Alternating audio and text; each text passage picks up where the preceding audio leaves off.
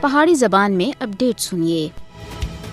مقبوضہ جموں کشمیر کے اندر گرفتاریاں کا نہ ختم ہونے والا سلسلہ جاری ہے۔ بھارتی فوجیوں سن 22 اپریل کو مقبوضہ جموں کشمیر کے اندر بانسر پہلگام فالز فلیگ آپریشن دے بعد بڑے پیمانے دے اتنے کریک ڈاؤن شروع کر کے دا ہے۔ بھارتی فوجیاں دے اہلکاراں سن 22 اپریل 2025 دے اس ویلے تک 3000 سے زیادہ کشمیریوں کو گرفتار کر کے دا ہے، جنہاں وچ زیادہ تر نوجوان شامل ہیں۔ ہزارہ کشمیری اس سے پہلا کالے قوانین UAPA اور PSA دے تحت بھارت تے مختلف عقوبت خانہ اور بندی خانے دے اندر بند ہیں۔ بھارت عام کشمیریوں کو حراست وچ کرنے دے واسطے انسداد دہشت گردی دے قوانین دا بے دریغ استعمال کر رہا ہے۔ مودی حکومت کشمیریوں دی غیر قانونی نظر بندی کو اور زیادہ لمبا کرنے دے واسطے PSA اور UAPA جیسے کالے قوانین دا استعمال جاری رکھا ہوا ہے۔ مقبوضہ جموں کشمیر دے اندر منمانی گرفتاریاں دا مقصد آزادی پسند کشمیریوں کو خوفزدہ کرنا ہے۔ ان گرفتاریاں دے کشمیریوں کو محکوم بنانے دے واسطے مودی حکومت دی مایوسی ظاہر ہوندی ہے۔ سیاسی طور دے اوتے محرک گرفتاریاں دا مقصد واضح طور دے اوتے مقبوضہ جموں کشمیر دے اندر آزادی دی آوازاں کو دبانا ہے۔ مودی حکومت تنازع کشمیر دے